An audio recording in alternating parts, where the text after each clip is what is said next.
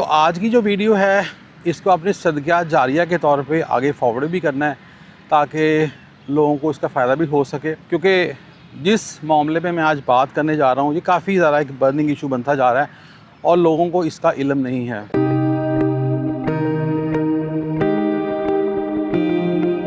तो क्या आपकी उम्र जो है वो 40 साल से ज़्यादा है और आप कंसिस्टेंटली अक्सर जो है वो सर दर्द का शिकार होते हैं, आपको चक्कर आते हैं, आप बैठे हुए उठते हैं यकदम तो आपको चक्कर आना शुरू हो जाते हैं, आप चलते हैं तो आपके सांस चढ़ता है, कुछ काम करते हैं तो काम करने के दौरान आपको थकावट फ़ील होती है, या इसके अलावा आप की जो लोअर लिम्स हैं, टांगों का जो निचला हिस्सा है उसमें स्वेलिंग है, उसमें आपको पेन होती है, खिंचाव होता है, या हाथों और पाँव में सुन्न होना महसूस होता है या जिसे हम नमनेस कहते हैं। तो अगर ऐसा है तो इसमें सबसे पहले तो आपके ज़हन में भी आया होगा कि शायद HB लेवल कम है।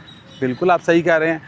तो इसके लिए आप सबसे पहले तो आप HB लेवल अपना करवाएं, जो कि ख़वातीन के अंदर जो है वो 12 से लेके 15 ग्राम पर डेसीलीटर होना चाहिए और मर्द हज़रात के अंदर 13 से 17 ग्राम पर डेसीलीटर होना चाहिए। और अगर ये रेंज आपकी ठीक आ रही है तो फिर आपको एक और इशू हो सकता है जिसके बारे में आपको इल्म नहीं है, वो है जी ब्लड थिकनिंग का, और जो पेचीदगी तक जब पहुंचता है तो ब्लड क्लॉटिंग का बायस भी बनता है। तो इसके लिए आप एक छोटा सा टेस्ट करवाइएगा जिसे हम कहते हैं कंप्लीट ब्लड काउंट या CBC टेस्ट, जो किसी भी लैब में आप करवा सकते हैं और बड़ी नॉमिनल प्राइस पे आपको ये मिल जाएगा। उसमें आपने 2 पैरामीटर्स को ख़ास तौर पे देखना है, एक तो है जी हेमाटोक्राइट्स और दूसरा आपने देखना है RBC काउंट। अगर आपका ये दोनों पैरामीटर जो हैं वो ज़्यादा आ रहे हैं तो इसका मतलब ये है कि आपका जो खून है वो थिक हो रहा है, उसकी विस्कोसिटी बढ़ रही है,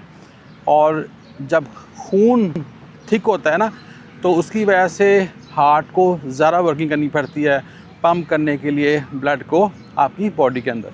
अगर आपके ये टेस्ट पॉजिटिव आए हैं या लिमिट से ज़्यादा आए हैं तो घबराने की बात नहीं है, बल्कि थोड़ी सी संजीदगी की ज़रूरत है, और आप अपने लाइफस्टाइल के अंदर और अपनी डाइटरी हैबिट्स के अंदर ज़रा सी इम्प्रूवमेंट करेंगे तो ये फिर से ठीक हो जाएगा और आप किसी बड़ी पेचीदगी से, जो कि मैं आप कह चुका हूँ कि वो ब्लड क्लॉट जब होता है तो वो आपके नाजुक हिस्सों में, ब्रेन में, दिमाग में या फेफड़ों में वो जमना शुरू होता है और इस वजह से वो मोहलिक साबित भी हो सकता है। तो आपने इसमें करना क्या है, सबसे पहले तो आपने जितना भी है ना हाइड्रोजनेटेड घी है उसका इस्तेमाल आपने बिल्कुल बंद कर देना है, ऑयल का इस्तेमाल कम कर देना है, उसकी जगह पे आपने ऑलिव ऑयल का इस्तेमाल करना है। और वर्जिन ऑलिव ऑयल, उसमें क्योंकि एंटी इन्फ्लेमेटरी पोटेंशियल होता है और वो आपके खून के जो खुलिये हैं उनको आपस में जुड़ने से रोकता है। इसके अलावा आपने जो सिंपल कार्बोहाइड्रेट्स हैं, मीठे का इस्तेमाल आपने बिल्कुल बंद कर देना है, क्योंकि मीठा भी जो आपकी बॉडी में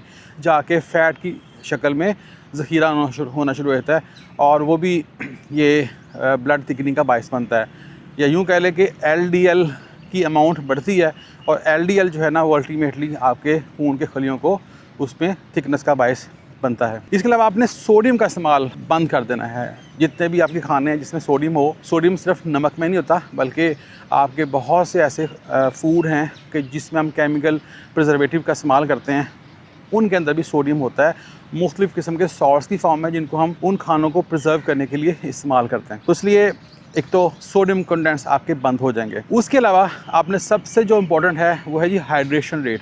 आपने डेली कम से कम, इससे कम नहीं, 6 से 8 गिलास पानी तो पीने ही पीने, इससे ज़्यादा ही पीना, क्योंकि आपकी जो बॉडी में जो तवाज़न है नमकियात का और पानी का, उसको बरकरार करने के लिए पानी बेहद ज़रूरी है और इससे आपका खून को पतला करने में भी मदद मिलती है। और जितना पानी पिएंगे उतना आपका जो एक्सेसिव सोडियम आपके ब्लड में होता है उसको भी हमारे जो गुर्दे हैं वो जिस्म से बाहर निकालते हैं, जिससे वो सारे मसाइल के जो सोडियम की ज़्यादती की वजह से हो सकते हैं वो कम होना शुरू हो जाते हैं। तो इसलिए पानी पीने में तो कोई मुश्किल नहीं है, पानी आप आराम से पी सकते हैं, बल्कि आप आदत बना लें कि जब भी आप बाहर जाएं तो आपके पास एक बॉटल होना चाहिए, पानी वाली बॉटल हो, 1 लीटर ले लें, हाफ़ लीटर ले लें, तो उसको आप पानी से भर लें और उसको आप कंज्यूम करते रहें। उससे क्या होगा कि आपको एक आदत भी बन जाएगी और पानी पीना आपको भूलेगा भी नहीं। ऑफिस में हैं तो ऑफिस में आपको जग रख लें, बॉटल रख लें, ताकि वो सामने हो, आपको पता हो कि मैंने पानी पीना है। इसके अलावा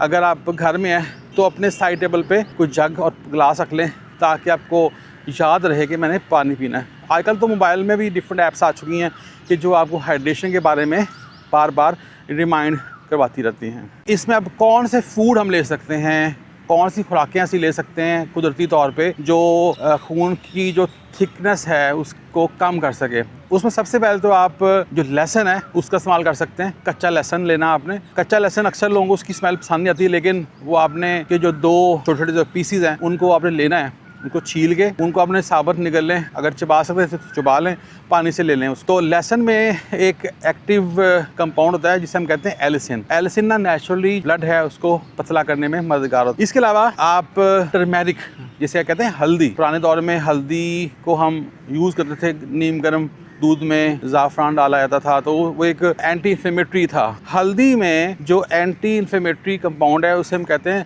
करक्यूमिन, जो कि हमारी बॉडी में जितनी भी इन्फ्लेमेशन है या जिसकी वजह से हमारा खून गाढ़ा हो रहा है उसको कम करने में बहुत ज़्यादा मुफीद है। इसके अलावा आप अदरक का इस्तेमाल कर सकते हैं।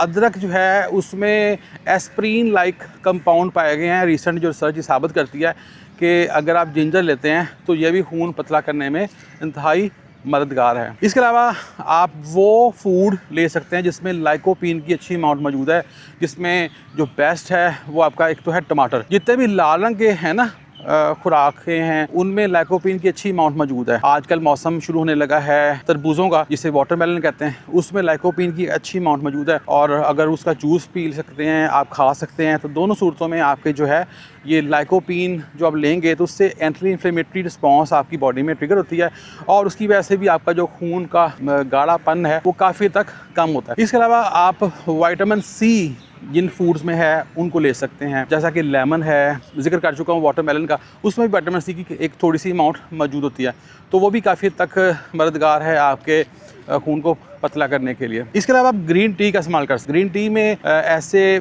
केमिकल कंपाउंड्स हैं जिसे हम फ्लेवोनॉइड्स कहते हैं और पॉलीफिनोल्स कहते हैं, वो भी नेचुरली हमारी बॉडी के अंदर इन्फ्लेमेशन को कम करते हैं और खून को पतला करते हैं। आपको याद होगा कि चाइनीज़ ना मोस्टली पानी के अंदर ना ग्रीन टी के लीव्स डाल के उसको यूज़ करते हैं। हमेशा चाइना में देखा होगा कि पानी नीम गर्म पिया जाता है। तो जैसा कि मैं पहले कह चुका हूँ आपको कि आपने पानी का इस्तेमाल करना है, तो अगर आप उसमें ग्रीन टी के लीव्स डाल लें और पानी को थोड़ा सा नीम गर्म इस्तेमाल करें, तो जैसे जैसे वो आपके ग्रीन टी के पत्ते जो हैं वो पानी में रहेंगे तो अपना असर छोड़ेंगे, और वो जो मैं कह चुका कि फ्लेवोनॉइड्स हैं और पॉलीफिनोल्स हैं वो उस पानी में जब आएंगे तो वो आप पिएंगे तो उससे आपको सारे वो बेनिफिट मिल जाएंगे। इसके अलावा आप ओमेगा 3 के जो सप्लीमेंट है उसका इस्तेमाल कर सकते हैं। किसी अच्छी कंपनी का आप ओमेगा 3 का सप्लीमेंट ले लें। ओमेगा 3 जो है ये नेचुरली भी पाया जाता है, ये आमतौर पे फिश ऑयल में, मछली आप खाते हैं तो उसमें हो सकता है, या इसके अलावा आप तो सप्लीमेंट की फॉर्म में भी ले सकते हैं। ओमेगा 3 बेसिकली आपके जो रेड ब्लड सेल्स हैं उनकी जो मेम्ब्रेन्स हैं उनको स्मूथ करता है,